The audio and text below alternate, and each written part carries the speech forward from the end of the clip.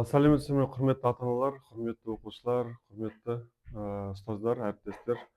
Бүгінгі біздің ашық сабағыма қош келдіңіздер. Бүгін бір жылдық біздің үйренген күйлерімізді, алған білімімізді көрсететін қорытынды ашық сабағымыз. Жыл соңындағы ашық сабағымызды ашық деп жариялаймыз. Жалпы ашық сабағымызды бастамас бұрын салтанатты түрде ашық сабағымызды әнұранымызбен ашып алсақ, иә.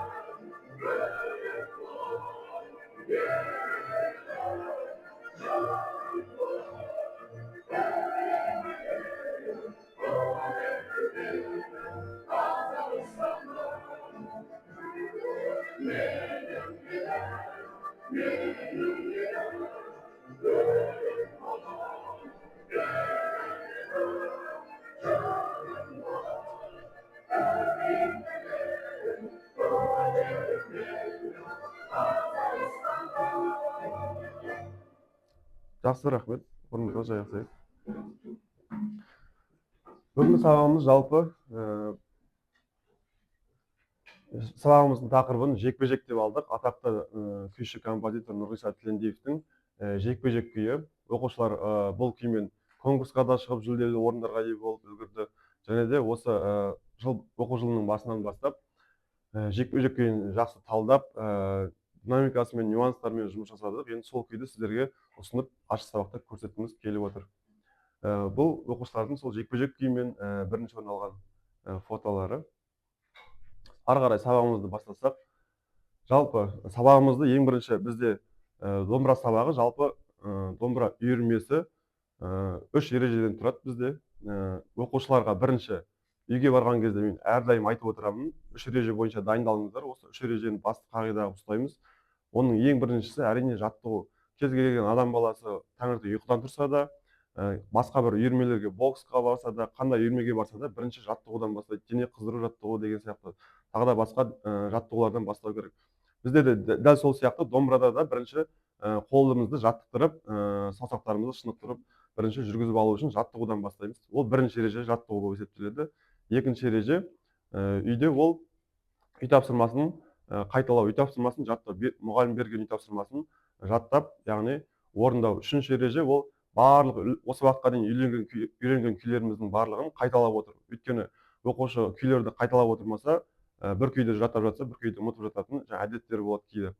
Сондықтан осы 3 ережені қандай оқушы міндетті түрде сақтап отырады, жаттығу жасап, техникасын дамытып, және де үй тапсырмасын жаттап уақытылы, және де үйренген күйлерін әр күн сайын қайталап отырса, ол оқушы тек қана алдыға жүреді.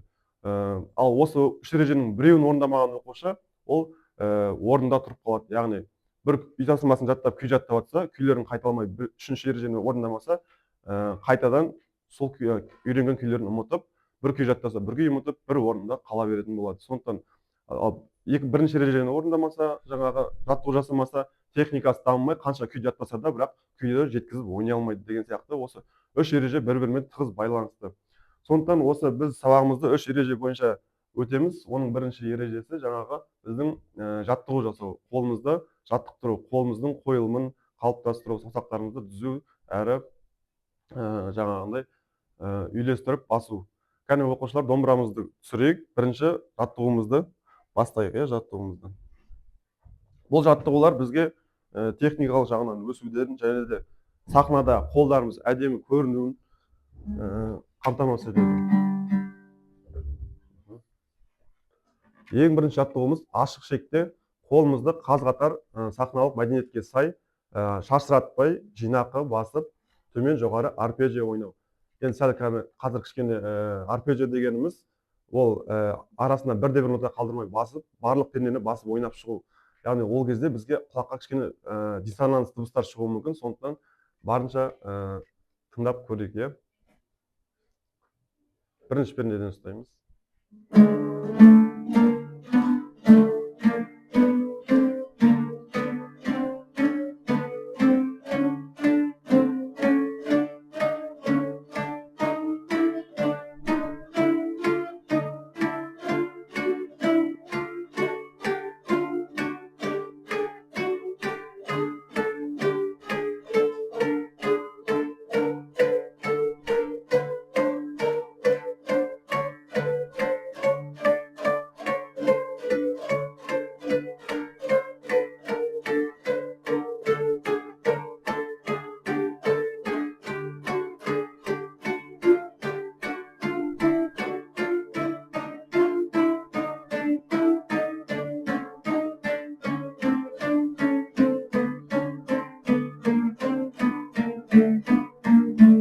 Жақсы, рахмет. Тоқтаймыз. Келесі жаттығуымыз бармақты іске қосамыз. Біз жаңа тек қана бірінші жаттығуымыз астыңғы шекте төмен жоғары қағыс арқылы 4 саусағымызды шынықтырдық. Саусақты бірінен соң бірін тістеріміз қалай қаз-қатар дізіліп тұр, дәл солай саусақтарымызды қаз-қатар сахна мәдениетіне сай түзу әрі қараған кезде жаңағы жағымды көрінетіндей қылып басып үйренуіміз керек. Одан кейін енді оған қазір бармақты қосып 5 саусақпен жұмыс жасаймыз.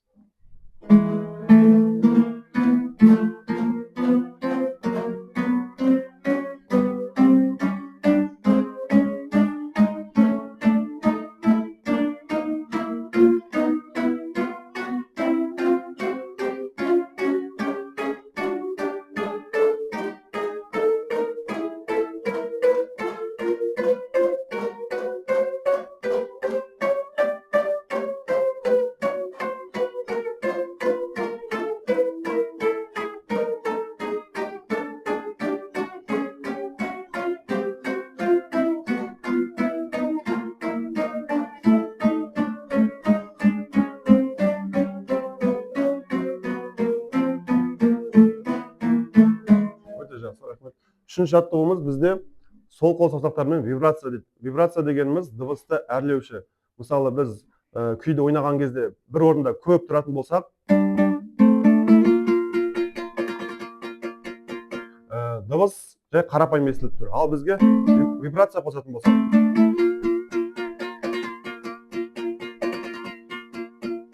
вибрация дегеніміз дыбысты әрлендіріп, құлаққа түрлендіріп жеткізу. Яғни адамды жалықтырып алмас үшін күйді түрлендіріп, күйді әрлеп бояйтын динамикалық әдістердің, саусақ әдістерінің бірі болып саналады. Қазір біз сол вибрация жаттығуына жаттығу жасаймыз, вибрация әдісіне жаттығу жасаймыз. Ол үшін екі төмен, екі жоғары қағыспен дәл жаңағындай қолымызды, сол саусақтарымызды қозғалтып, езіп ойнаймыз. Қараңыздар. Бірінші пернеге екі төмен, екінші пернеге екі жоғары. Түсінді ме? Үшке екі төмен, төртке екі жоғары. Дайындаламыз. Сол саусақтарымызды қозғалтамыз.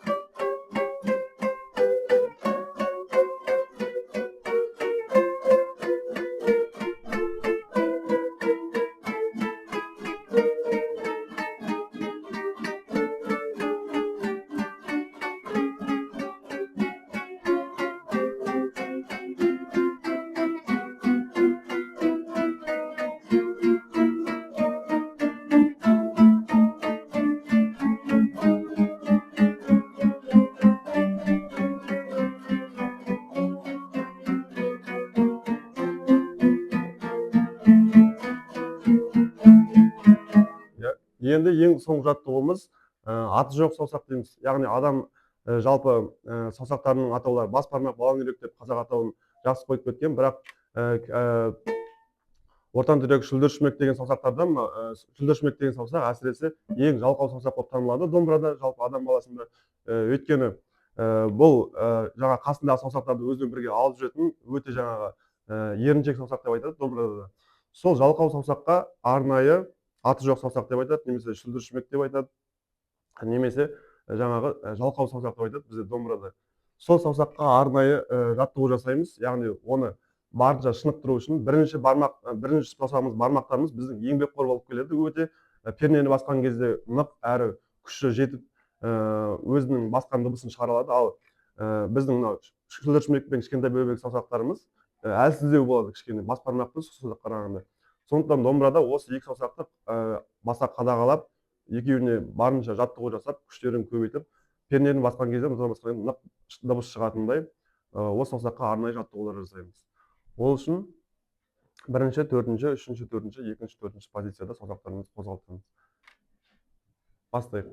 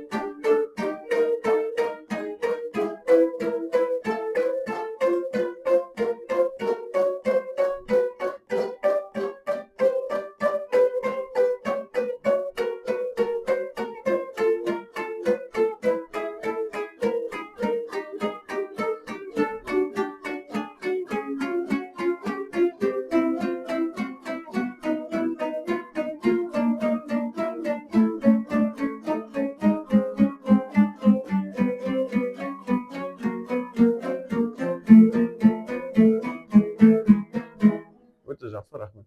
Бүгінгі жаттығуымыз осымен аяқталды. Бізде осындай техникалық және дыбысқа арналған және арнайы саусақтарына арналған жаттығуларымыздың бір-екеуін көрсетіп өттік сіздерге. Үйде осы жаттығуларды оқушылар отырып өзі жеке 10-15 минут қайталауын қадағаласаңыздар, оқушыларда техникалық дыбыс жағынан да өсу пайда болады. Енді келесі бізде жаңа айттық, екінші кезең үй тапсырмасын жаттау, бірақ үй тапсырмасын кейін сабақтың соңына қарай сұраймыз. Қазіргі біздің кезеңіміз бірден үшінші кезеңді орындаймыз, яғни күйлерімізді қайталау. Осы уақытқа дейін қандай күйлер өтіп жүрміз, қандай күйлерді біз бұрын өттік, қайталадық, конкурста ойнадық, сол күйлерді ұмытып қалмас үшін тағы да бір еске түсіріп қайталаймыз. Енді ол күйлерді жай ғана қайталай салудан қараған кезде, бүгін біздің тақырыбымыз жекпе-жек болғаннан кейін біз екі топқа бөлініп, қазір жекпе-жекке түсіп, күй тартыс жасайын деп отырмыз. Сол күйлерімізден сіздерге осы күй тартысымызды ұсынамыз, қабыл алыңыздар. Бірінші алдияр бастаймыз.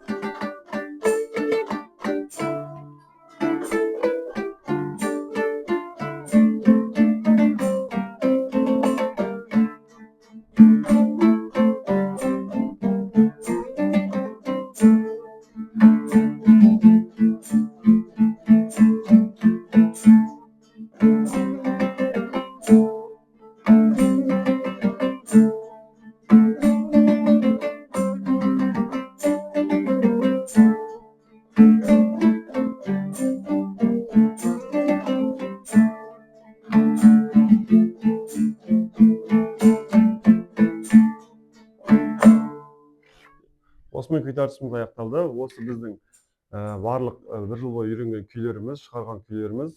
Айзера енді бізге жақында Азамат ағайдан ауысып келгеннен кейін әлі толық программамызды білмейді екінші топтың. Сондықтан бір екі күйге қосылды. Оның өзіне рахмет сіздерге. Азамат айдың осындай керемет үйреніп келіпсіздер, бізге қосылып жатсыздар. Арамызға бұйырса бізбен бірге үлкен жетістіктерге жетесіздер деп үміттенемін. Үшінші ережемізді қайталап өттік, қорытындылап. Енді бүгінгі бізде жалпы жаңа тақырыбымыз, ол жаңағы екінші ережеміз. Осы сабақтың үстіндегі күйді талдау, күйді үйрену, күй жайында ақпарат білу. Бүгінгі күйіміз жалпы жекпе-жек күйі. Жекпе-жек күйінің авторы білесіздер, әйгілі күйші Нұрғиса Тілендиев. Дирижер Нұрғиса Тілендиев 1925 жылы 1 сәуірде Алматы облысы Шилі Кемер деген жерде, қазіргі Нұрғиса ауылында дүниеге келген, ауданында. Ол 500-ден астам ән мен күйдің авторы, шығармалардың авторы. Сонымен қатар ол 1980 жылы Отырар сазы деген оркестр құрып, соның дирижері атанды. Ең алғаш өз тұңғыш дирижері, өзінің құрған оркестрі.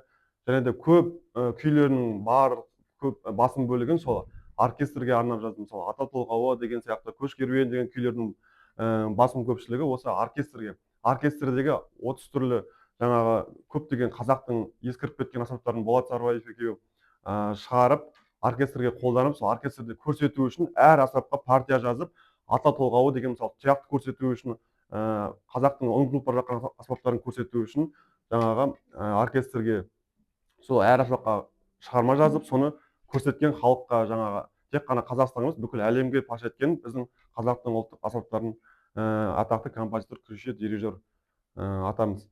Ол кісі ең айта кететін болсақ, фильмдерге көбінесе музыка жазған. Мысалы айтатын болсақ, қазақтың әйгілі махаббат символдарының бірі Қыз жібек пен Төлеген фильміне Сұлтанахмет деген режиссер екеуі әр жаңа кадрге Нұрғиса Тілендиев өзінің шығармаларын қосып, сол фильмді көркемдеу музыкасымен алып шыққан десе де болады. Мысалы айтатын болсақ, осы бүгінгі жекпе-жек күйі. Жекпе-жек күйінің шығу тарихымен таныстырып өтетін болсақ, жекпе-жек күйін жалпы сол фильмдегі жақсылық пен жамандықты суреттейтін Бекежан мен Төлеген деген кейіпкер, басты кейіпкерлер. Сол басты кейіпкерлер бір-бірімен жекпе-жекке түсіп, жаңағы махаббат жолында бір-бірін құрбан етуге дайын екенін, осындай батылдықтарын көрсетіп, сонымен қатар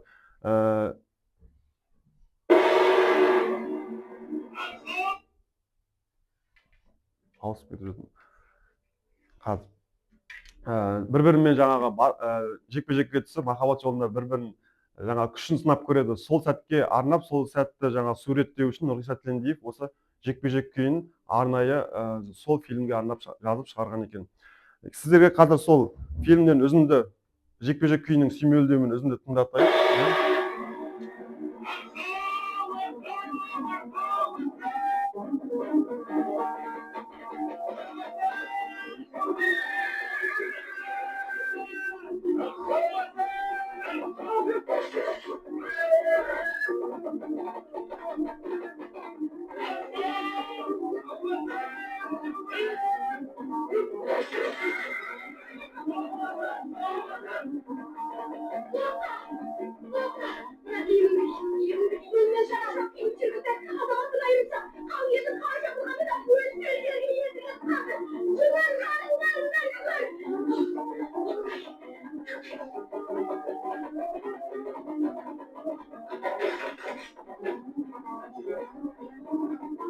Шеге ойнап тұр. Кинода, фильмде шеге ойнап тұр.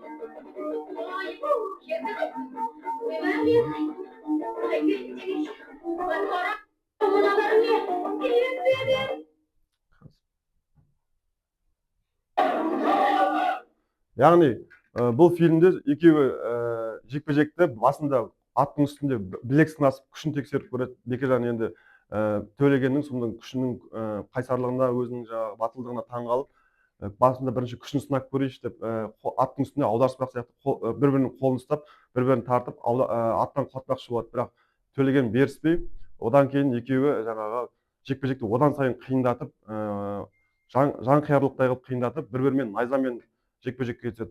Ол найзамен де бір-бірін ала алмағасын, екеуі садақ алып, бір-бірінен 50 қадам алшақтап жүріп, алыстап, бір-біріне қарап, оқ атуға дейін бел буады.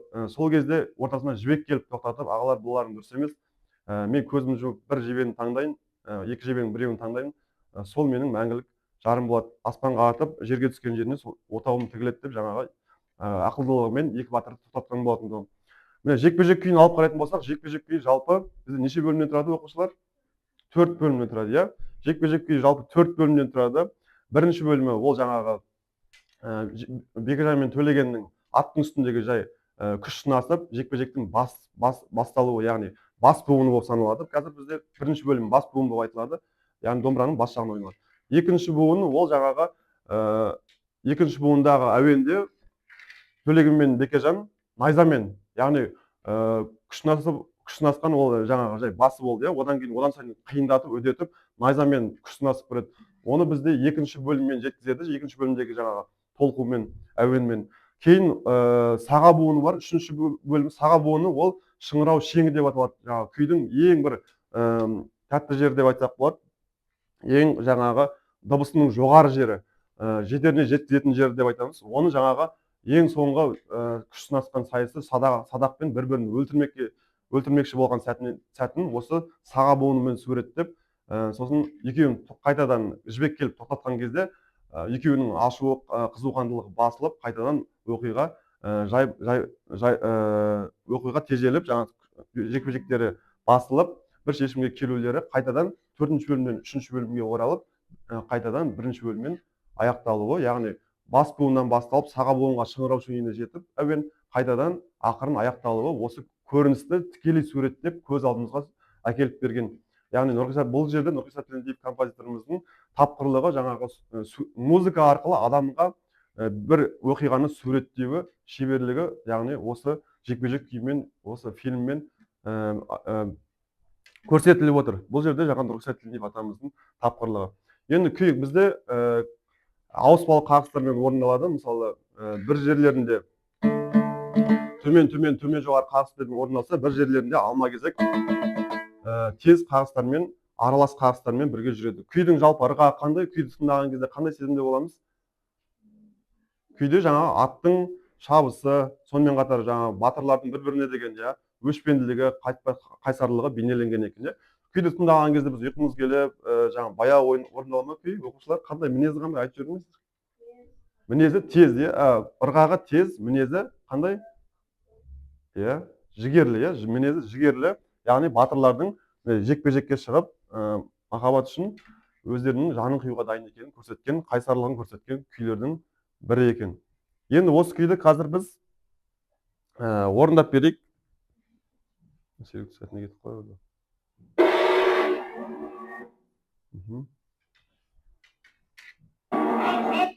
Енді осы күйді сіздерге орындап берейік. Бұл күйдің шығу тарихы жалпы жаңа өздеріңізге айтып өткендей, оқушылар еске түсіріп өтейікші. Нұрғиса Тілендиев не үшін шығарды дедік? Төлеген мен Бекежанның жекпе-жегін сүйемелдеу үшін, фильмдегі осы жекпе-жекті суреттеп, сүйемелдеп көрсету үшін. Дайын болайық, домбырамызды ұстаймыз.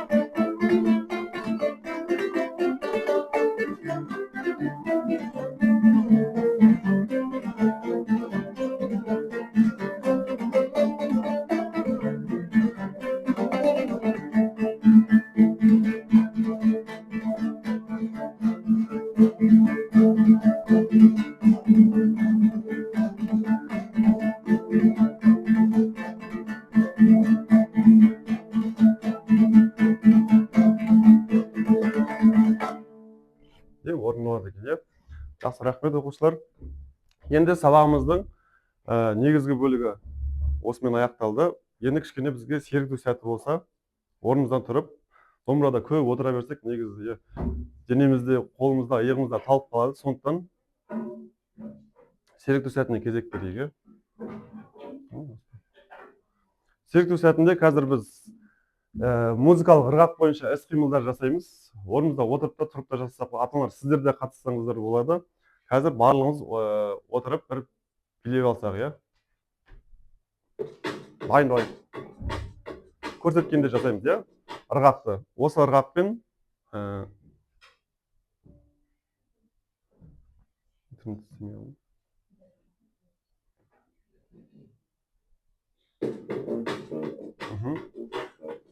осы ырғақпен билеп алайық, иә. Ырғақпен бірге, иә. Келесі қимыл. Тартамыз. Ырғақпен бірге, иә. Қателеспей.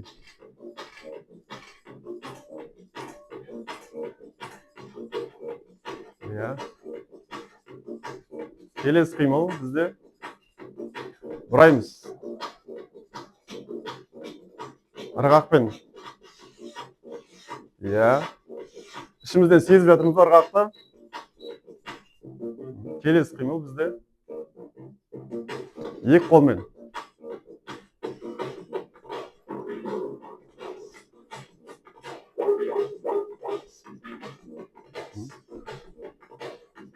Келесі шапалақ. Келесі шапалақ қойыңыз.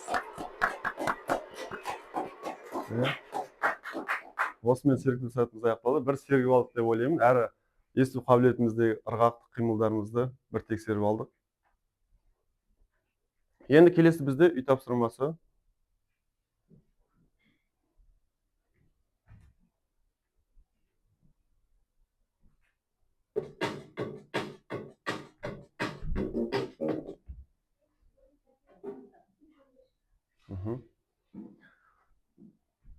Үй тапсырмасынан бұрын сабағымызды бір бекітіп қорытындылап өтсек, иә. Оқушылар, сіздерге бүгінгі сабақ жайында мен қандай ақпарат бердім, түсіндірдім, сол жайында сіздерден кері байланыс алып алайын. Бүгінгі сабақтан не түсіндіңіздер, иә. Жекпе-жек күйінің авторы кім дедік біз? Нұрғиса Тілендиев, иә. Нұрғиса Тілендиев кім? Қазақтың композиторы, сосын дирижер, дұрыс айтасыздар. Дирижер, иә. Әрі күйші, иә. Әрине күйшіні ұмытпаймыз. Күйдің мінезі қандай, жаңа айтып өттік, иә? Күйдің мінезі жігерлі, батылдықты көрсетеді, тез, ырғағы, иә, дұрыс. Қандай қағыстармен орындалады? Жаңа ауыспалы қағыстарды айттық. Төмен жоғары немесе, иә, әртүрлі қағыстармен, иә, ауыспалы қағыстармен деп айтсақ болады, иә. Одан кейін күйді тыңдаған кезде қандай әсер аласыздар жалпы? Кино елестей ме сізге? Сізге, Айша Бибі? Күйді тыңдаған кезде не елестейді көз алдымызға? Ат, шайқасқа шығып жатқан батырлар, тағы да. Қасымхан, Сұлтан, сіздерге не елестейді күйді тыңдаған кезде? Соғыс елестей ме? Тағы да. Жекпе-жек елестейді, иә. Күйдің шығу мақсаты не үшін шығарды күйді?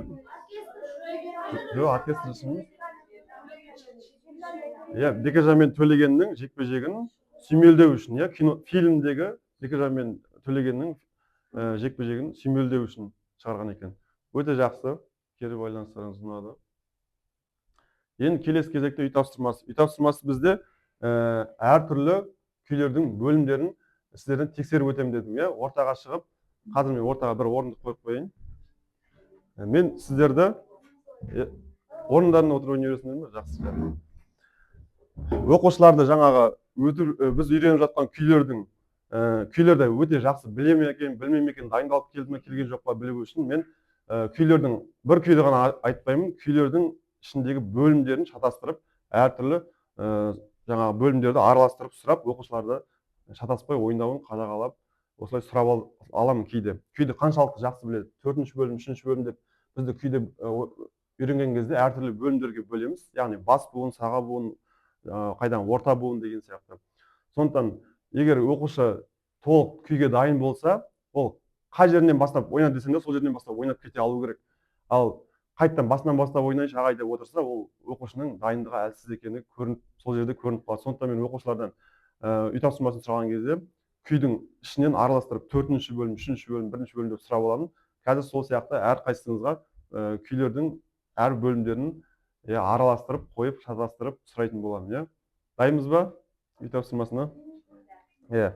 Ендеше біз Айханнан бастайық. Бірінші топ, иә. Айханнан, сосын ортаға шығасың ба? Кел, Айхан.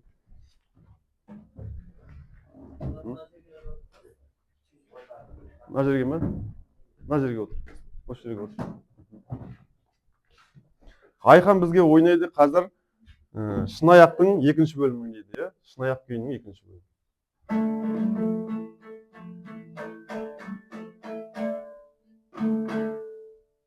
Шынаяқ күйінің 2-ші бөлімі ме, Айхан? Қателесіп кеттік, иә, отырамыз. Келесі Айша бейбі, ортаға шығамыз. Ертұранның 2-ші бөлімі ойнайық. 2-ші бөлім. Иә, дұрыс.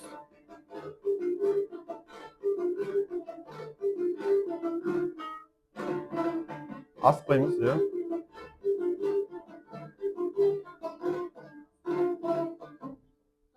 Дұрыс. Келесі Нұрдана. Нұрдана бізге орнымызға отырайық, ортаға отыра бер. Қазір сіздерге кез келген күйдің бөлімін сұраймын. Домбыра 3-ші бөлім. Домбыра күйі 3-ші бөлім. Дұрыс.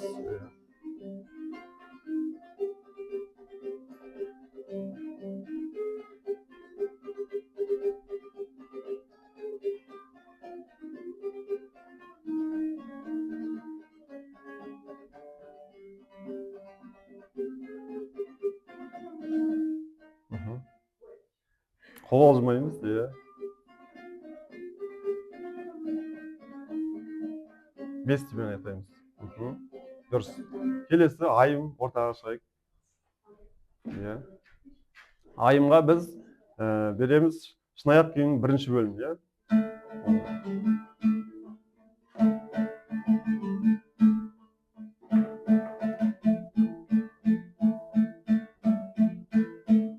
Өте жақсы, керемет. Келесі Абылай, Шынаяқ күйінің 3-ші бөлімі тартшы, 3-ші бөлім.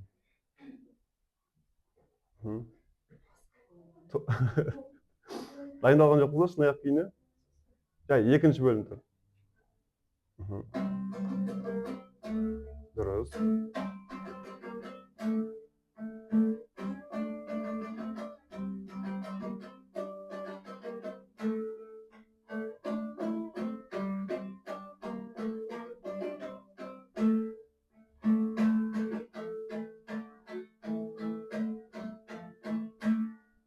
Енді Абылай, осы Шынаяқ күйін ойнадың, иә? Шынаяқ күйінің шығу тарихы жөнінде бір-екі ауыз айта аласың ба? Бәріміз білеміз ғой, Шынаяқ күйін кім шығарған, қалай шығарған? Қазанғап шығарған, иә? Қазанғап Тілепбергенұлы. Қалай шығарды? Абылай, кім біледі, кім айтып береді?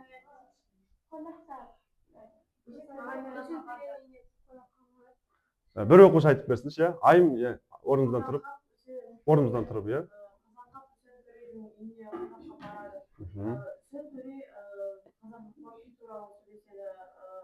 Оның келіншегі Қазанғапқа шай беріп оның шайын, ол өзінің шайын ішіп болған соң, келіншегі олардың әңгімесіне кіріп кетеді. Сосын сөз ғана бір күй тартып берші дейді Қазанғапқа. Қазанғап бір күй тартып, Шынаяқ күйін тартып, кесеге көрсете береді. Кесе бос тұр дейді, шай құйылмай. Бос тұрды, кесеге көрсете береді. Шай ішкісі келіп отыр, иә? Келіні? Қатты ұялып, өзінің кінәсін неғып, Сөнтөре күйдің атымен қояйын деді. Ол Шынаяқ деп атады. Иә, яғни Сөнтөренің үйіне барған Қазанғап шай ішіп отырып, кесесін келіннің алдына қойса, сол үйдің келіні Сөнтөре мен Қазанғаптың әңгімесін тыңдап отырып шай құюды ұмытып кетеді екен, иә. Сосын Қазанғап шай ішкісі келіп, айта алмай, келінге шай құй деп айта алмай, өзі қысылып отырады екен. Сол кезде Сөнтөре күй сұрап қалмасы бар ма, өзің күйшісің ғой, бір күйіңді бізге арнап жүрші деген кезде домбырасын алып бір жаңа күй шығарады екен. Сол күйді тартып отырып, қолмен жаңа бізде Шынаяқ күйін біз қол қимылдармен билеп ойнаймыз ғой. негізі ол жерде қолымен домбыраны ойнап кесені көрсетіп тартқан екен сол кезде. Бір кезде келін кесенің ішіне қараса шай жоқ дейді. Сосын келіні бетін ұстап ұялып өзінің кінәсін түсініп қазанғапқа шайын екінші кеседе шайын құйып береді екен. Сол кезде сырттай бақылап отырған Үсен төре келіннің осындай кінәсін түсініп жымиып күліп қазанғап күйін ойнап болғаннан кейін ай қазанғап мына күйіңнің атын мен қояйын, мен біліп тұрмын не екенін деп сөйтіп жымиып отырып қазанғап рұқсатын береді. Сөйтіп Үсен төре бұл күйдің аты шынаяқ болсын деп жаңағы келіннің кінәсін білдіртпей жіберіп жаңағы кесені көрсеттім ғой, бұл күйдің аты жаңағы ол кезде ыдыс аяқ деп жаңағы ыдыс аяқты шынаяқ деп айтқан, сол шынаяқ болсын деп күйдің атын Үсен төре қойып жаңағы білдіртпей жіберген ғой оқиғаны жауып. Одан сол оқиға халық арасында оқиғадан кейін осы күй халық арасында шынаяқ болып танылып шығу тарихы осы қазанғаптың шөбересі қазір бізде қазақ ұлттық университетінде жұмыс жасайды еділ басқараев деген, сол кісіден алып шығу тарихын осы оқушыларға үйреткен болатынмын. Күйдің тек қана күйді ойнай бергеннен гөрі осындай шығу тарихымен қызықтырып оқушыларды шығу тарихымен де авторларымен де таныстырып үйретеміз сабақ барысында. Ол өте жаңағы оқушылардың домбыраға деген қызығушылықтарын арттырады деп ойлаймын. Осындай қызық оқиғалардан шығады негізі осындай керемет шығармалар. Қолды тек жайдан жай жаңағы қимылдатып отырған жоқ, ол жерде жаңағы ілтипатты түрде жаңағы кесені көрсетіп ақырын ғана түсіндірген іс әрекеті осы күйге айналған екен қазанғаптың. Өте жақсы. Үй тапсырмасы. Келесі бізде Алдияр ортаға келе ғой. Ер-тұран 3-ші бөлім. Ер-тұран 3-ші бөлім білеміз ба? Білесің бе Ер-тұран кейін 3-ші бөлім? Ер-тұран 3-ші бөлім, иә? 3-ші бөлім. Екінші дауыс. Дұрыс, иә, ойнаймыз. Дұрыс. Екінші дауысы ма?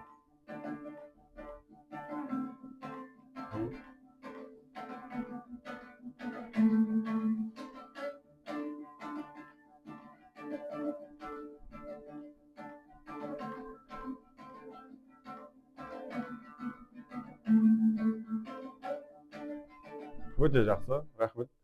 Нұрайым келе ғой. Дала рухы 1-ші бөлім. Дала рухы күйін білеміз ба? Есімізде ма? Үйде қайталаймыз, иә?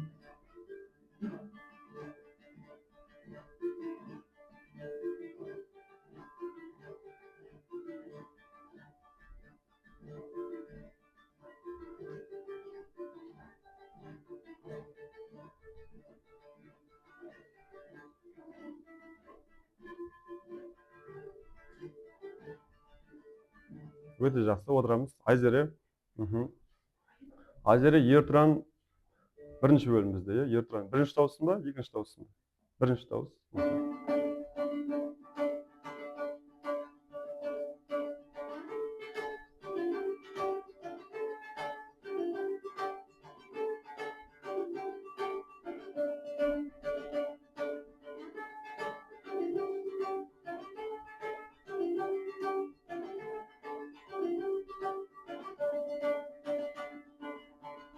Өте жақсы. Келесі Сұлтан ортаға келе ғой. Сұлтан бізге шынаяқтың 2-ші бөлім ойнап берші. Дұрыс. Жарайсың.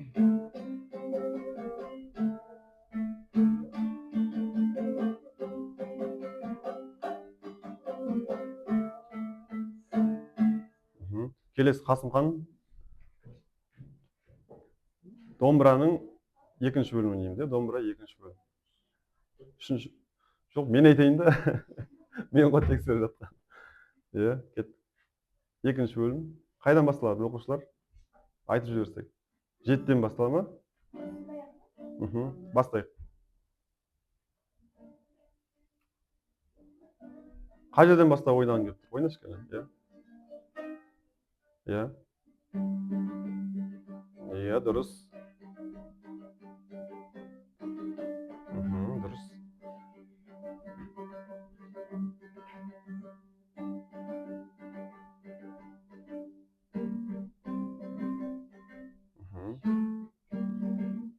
Үш, екі.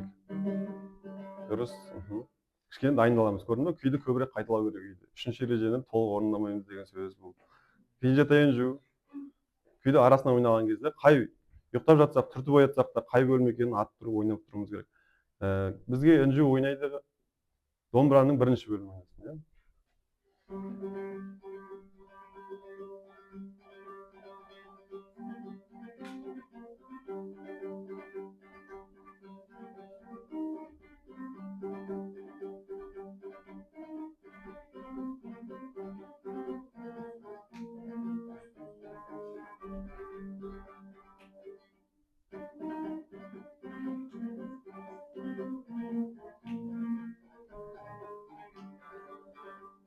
Өте жақсы, дұрыс.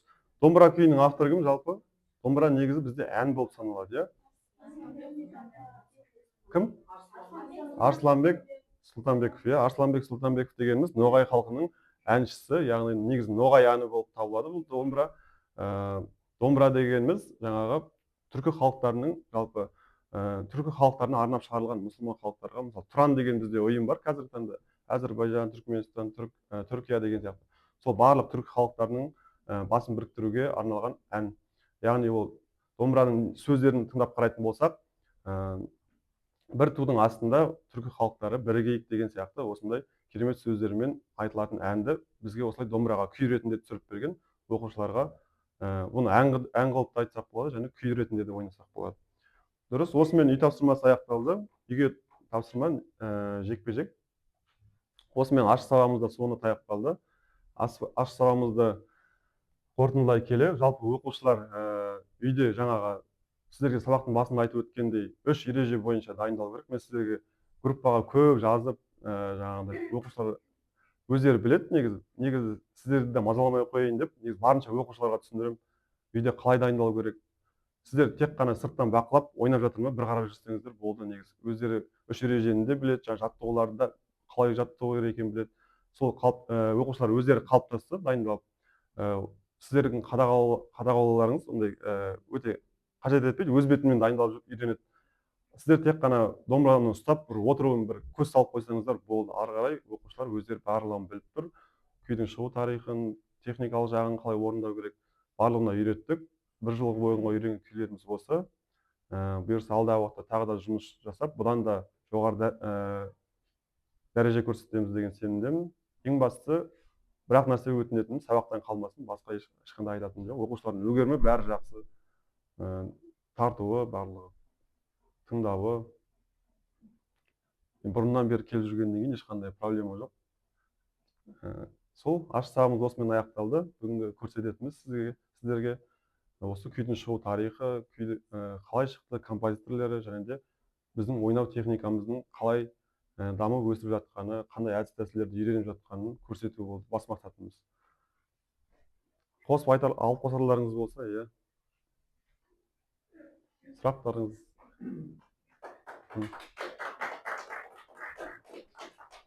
Жалпы оқушылар үйде орындауы жоғары керемет. Жаңағы қай күйдің қай бөлімнен ойнауында енді оқушылардың бәріне келешекте олар жоғары болып деп есептеймін. Енді осының бәрі әрине ұстауға байланысты. Жаңа айтқандай техникасын үйрену, жаңағы өлеңнің, домбыраның нелерін бәрі жеткізу, соның бәрі енді ұстазға байланысты, сол балаларға түсіндіру, соның балалар енді мінекей өз беттері соны қабылдап, ойнау біз үшін әрине күшті, керемет. Жақсы.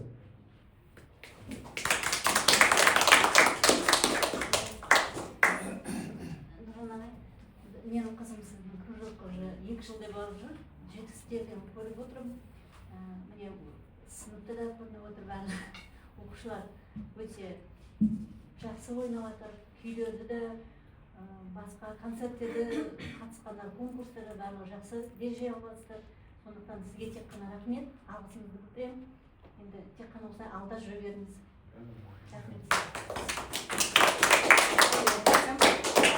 Құрметті оқушылар, құрметті ұстаздар, сіздерге мың алғыс. Бүгінгі керемет өткен ашық сабаққа. Әрқашан сабақ негізі осындай деңгейде өтеді. Біз Нұржан ағайдың өзі алып жүрген белестерін бәріміз білеміз. Сонымен қатар ең бірінші рахметімді Кербез тобына, Кербез өнер орталығына айтқым келеді. Сіздердің арқаларыңыздан балаларымыз көптеген белестерден көрініп жатыр. Ең үлкен үлес әрине ұстаздарымызда, Нұржан ағайымызды да, Азамат ағайымызды да жақсы көріп, балаларымызды сеніп тапсырдық. Көп рахмет. Әрқашан биіктен көріне беріңіздер. Балам, рахмет. Қасымханның атасы болған енді. Қасымхан немерем. Әрқашан да бұлар жақсы ойнайды өздері. Ылғи жүлделі орындар алып жүр. Келешекте жүлделі орындар ала берсін. Жолдары болсын. Домбыра деген қазақтың жаны деп ойлаймын мен негізі. Нағыз қазақ емес, нағыз қазақ домбыра дейді ғой. Әрқашан жолдары болсын. Биіктерден көріне береді.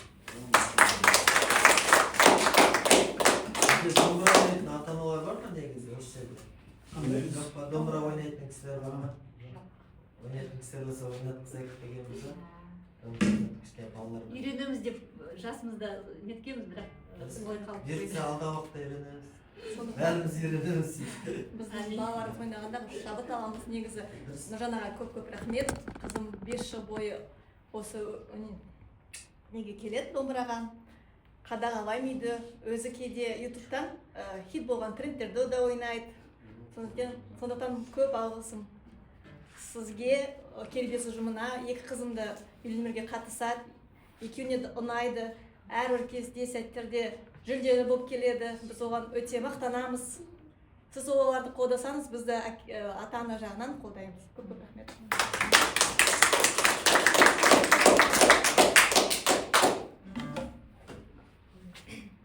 Саламатсыздар ма барлықтарыңызға. Бүгін Нұржан ағай сізге рахмет айтамыз. Сұлтан өзі 4-ші сыныптан бастап қатысты ғой. Қызығып, өзінің сыныптастары қатысып жүргенін естіп біліп, бірден домбыраға қатысам деді. Басында енді құптамадық, біз ойладық, үйрене алмайсың. Онан да ұлсың ғой сен, боксқа қатыс, басқа үйірмелерге қатыс деп. Жоқ, қатысам деп. Нәтижесін көріп жүрміз, өте жақсы. Бұдан да биік белестерді бағындырғанын қалаймыз. Ата-ана ретінде барлық ата-ананың қалауы сол ғой.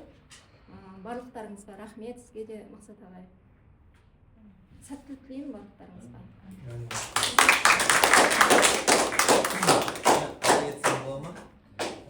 Сіздерге ата-аналарына келіп бүгін оқушыларды, ұстазды қолдап келіп жатқандарыңызға көп рахмет. Себебі осы жерге сіздердің келулеріңізді балаларыңыз күтеді, толқиды. Мысалы, өздеріңіз байқадыңыздар, шыққан кезде толқып жатыр. Хотя көп адам отырған жоқ, балалар қысылып толқып жатыр. Бірақ өздерінің әйтеуір дайындықтары сіздерге көрсетіп жатыр. Бұл ашық сабаққа сентябрьдан бастап балалар дайындалып жатыр. Отырысы, тұрысы, осының барлығы дайындық деп есептеледі. Қазір енді мынау балалардың ішінде біреу 4 жыл, біреу 5 жыл, біреу 2 жыл қатысып жатқандары бар. Өте үлкен еңбектің нәтижесі бұл барлығы қазір. Біз өзіміз қуанамыз, осындай оқушылар тәрбиеленіп, қазақтың домбырасын үйреніп, ертең бұлар өздерінен төменгі ұрпаққа түсіретін оқушылар осылар. Сіздерге рахмет айтамын, осылай домбыра үйірмесіне беріп, балаларымызды үйренсін деп, білсін деп жатқандарыңызға көп рахмет. Енді бұл жерде айта кетерім, біздің балалар қазір мысалы подростковый возрастқа келіп жатыр, мысалы балалардың көзінше айтайын. Енді қазір ертең алдағы уақытта балалардан шығуы мүмкін. Мен хочу погулять, немесе айтем, бүйтем, мысалы домбыраға уақытым жоқ. Кішкене сол кезде балаларды қадағалап, осы алып бастаған нелерін жаршылдан тастамай, ары қарай дамытып, біреу может үлкен композитор болады, біреу ұстаз болар, может осы домбыраны жалғастырып, ары қарай музыкальный мектепке түсіп кетуі мүмкін. Сол себепті қадағалаңыздар, жаршылдан тастап кетпесін. Аптасына 3 рет келеді, 1 сағаттан көп уақыт алмайды. Кейбір ата-аналар айтады, домбыраға барып жүргеннен кейін немесе биге барып жүргеннен кейін типа баланың сабаққа деген несі түсіп кетті дейді. Мәселе ол жерде емес. Мысалы, ол 1 сағат қана кел, максимум жолы бар, келіп кету 2 сағат, аптасына 3 рет кел. Хотя сабаққа ол ешқандай қатынасы жоқ. Бұл жерде домбырада Нұржан ағай да айтады, биде де апайлар айтады, что бала, домбыраға келген бала саусақтар жұмыс істейді, тарту, тыңдау, бірнеше мүшелер жұмыс істейді да, бұл дамуынан ауырып, үлес қосады. Биде мысалы оң жақты, сол жақты үйренсе, аяқ мысалы бізге айтса, қолды көтеріп аяғыңды қозға десе, мысалы қозғай алмай қаламыз ғой. Ал бұл жерде уже мидың ішіндегі басқа нейрондары барлығы жұмыс жасап, наоборот дамуға үлес қосады. Ал ар жағында сабақтан қалып жатыр, үлгере алмай жатыр деген ол жай сылтау. Мысалы оқитын бала ол өзі оқиды, оқымайтын бала ол оқымайды. Все равно әйтеуір мектепте бәріміз бітіп шықтық, бәріміз отличник болған жоқпыз ғой. Қазір мысалы все хотят, чтобы балалары отличник болсын дегендей, бірақ ол енді әр баланың өзінің несінде. Өмірде ертең ол мектепте қалай бітіп шыққан немен емес, адам өмірлік тәжірибесімен қалыптасады. Сол себепті бастаған істермен балаларға сәттілік тілеймін. Молодцы, біз сіздермен қуанамыз. Осындай шәкірттеріміз барына. Нұржан ағай, көп рахмет. Ашық сабағыңыз өте жоғары деңгейде өтті. Бұдан да оқушыларыңыз биік белестерді бағындырып, сіздің беріп жатқан еңбегіңізді ақтай берсін. Шәкірттеріңіз көп болсын. Ертең алдағы уақытта айтып отқан мен мыңдаған шәкіртім болды дейтін ұстазға жетіңіз сондай дәрежедегі. Қазіргі сәтте мысалы Нұржан ағай сияқты, Азамат ағай сияқты 60-70 баланы бір уақытта шығаратын ұстаздар ондай көп емес. Сол ұстаздардың алдыңғы қатарындағы ұстаздардың бірі бұл кісілер. Методикаларда өзінің жеке методикасы бар Нұржан ағайдың шығарған. Болашақта чтобы сол методиканы жеке кітапқа шығып, басқа алдағы беретін, сабақ беретін мұғалімдер сол методикаңызбен қолдансын. Сәттілік сізге. Рахмет сіздерге.